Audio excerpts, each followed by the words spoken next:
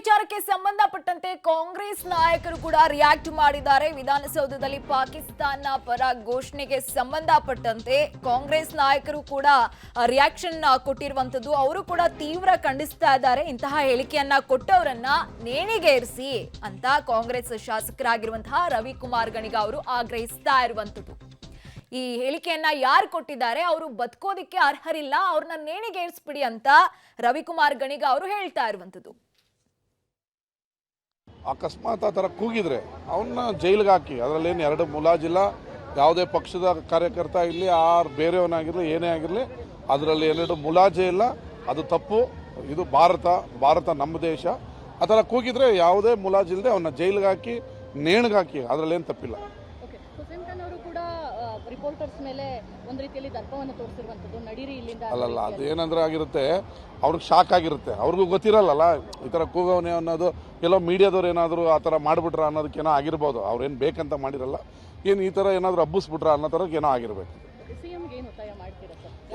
ಆ ಥರ ನಮ್ಮ ಮುಖ್ಯಮಂತ್ರಿ ನಮ್ಮದೇ ಸರ್ಕಾರ ಆಗಿದ್ರು ಕೂಡ ಆ ಥರ ಯಾರಾದರೂ ಕೂಗಿದ್ರೆ ಅವನ್ನ 100ಕ್ಕೆ 100 ಅರೆಸ್ಟ್ ಮಾಡಿ ಅಂತ ನಾನು ಮುಖ್ಯಮಂತ್ರಿಗೂ ಹೇಳ್ತೀನಿ, ನಮ್ಮ ಗೃಹ ಸಚಿವರಿಗೂ ಹೇಳ್ತೀನಿ. ಅದರಲ್ಲಿ ಯಾವುದೇ ರಾಜಿ ಇಲ್ಲ, ಅವನ್ನ ಅರೆಸ್ಟ್ ಮಾಡಲಿ. ಅಲ್ಲ, ಅವ್ರಿಗೆ ಆಹಾರ, ಅವ್ರ ಖುಷಿ, ಈ ಥರದೊಂದು ಇಶ್ಯೂ ಸಿಕ್ತು ಅಂತ.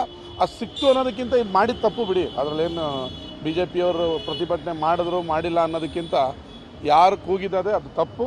ಅವನ್ನ ಜೈಲಿಗೆ ಹಾಕೋದು ಸೂಕ್ತ. ಯಾರೇ ಆಗಲಿ ಕೂಗಬಾರ್ದು. ಕೂಗೋದಂತಲ್ಲಿಸಿ ನಾವು ಕನ್ನಡದ ಬಗ್ಗೆ, ಕರ್ನಾಟಕದ ಬಗ್ಗೆ ಮಾತಾಡೋಣ.